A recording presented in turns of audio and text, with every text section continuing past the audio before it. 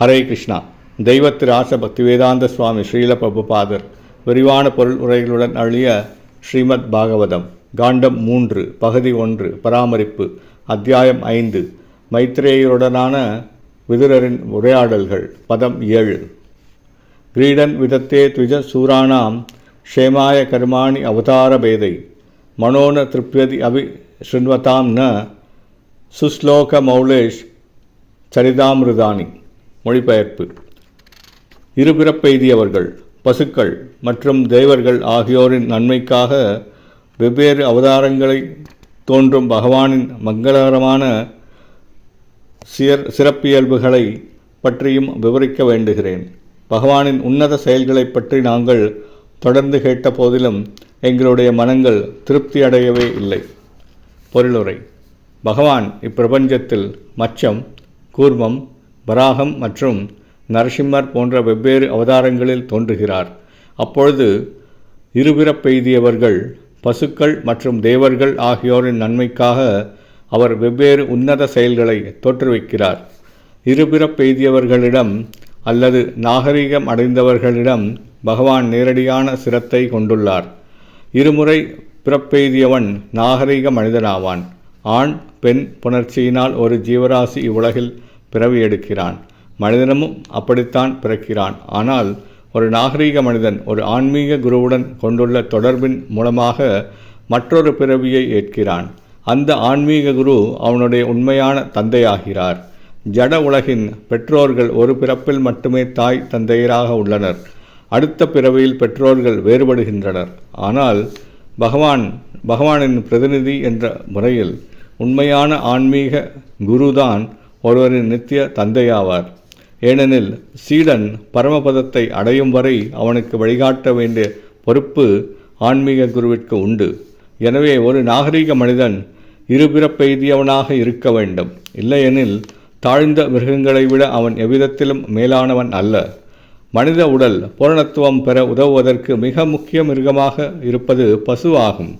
உடலை எவ்வித உணவு வகையாலும் பராமரிக்க முடியும். ஆனால் மனித மூளையிலுள்ள நுண்மையான திசுக்களை விருத்தி செய்வதற்கு பசுவின் பால் முக்கியத்துவம் வகிக்கிறது.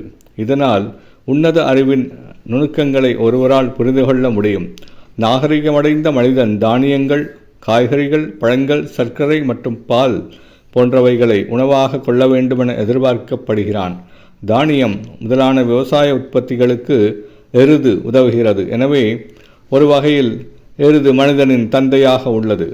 மனித சமூகத்திற்கு பாலை வழங்குவதால் பசு மனிதனின் தாயாக உள்ளது. எனவே நாகரிகமடைந்த மனிதனொருவன் பசுக்களுக்கும் எருதுகளுக்கும் எல்லா பாதுகாப்புகளையும் அளிக்க வேண்டுமென எதிர்பார்க்கப்படுகிறான். உயர் கிரகங்களில் வாழும் ஜீவராசிகள் அல்லது தேவர்கள் மனிதர்களை விட மிகவும் உயர்ந்தவர்களாவர். சிறந்த உயிர்வாழ் சூழ்நிலைகளை அவர்கள் பெற்றிருப்பதால் மனிதர்களை விட அதிக ஆடம்பரமாக அவர்கள் வாழ்கின்றனர்.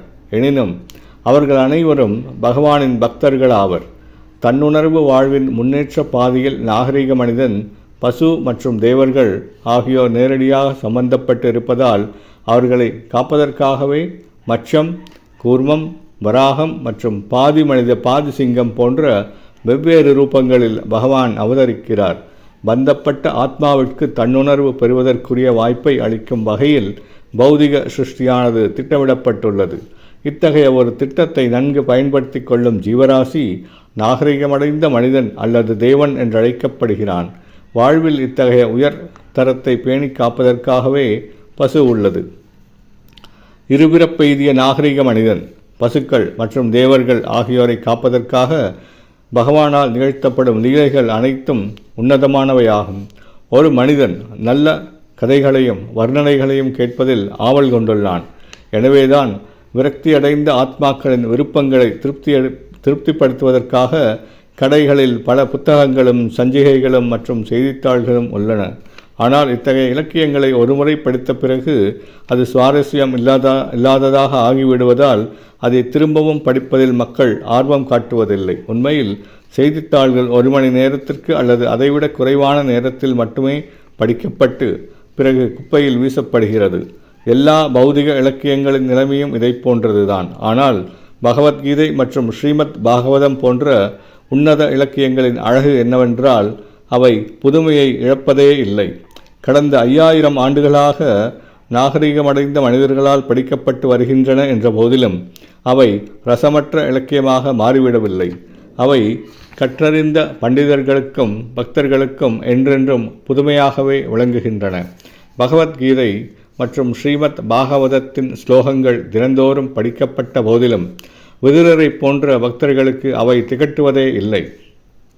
மைத்ரேயரை சந்திப்பதற்கு முன் விதுரர் பகவானின் லீலைகளை பன்முறை கேட்டிருக்கக்கூடும் என்ற போதிலும் அவருக்கு திகட்டல் ஏற்படவே இல்லை என்பதால் அவற்றை திரும்பவும் கேட்க விரும்பினார். இதுவே பகவானுடைய பெருமைக்குரிய லீலைகளின் உன்னத தன்மையாகும். ஹரே கிருஷ்ணா.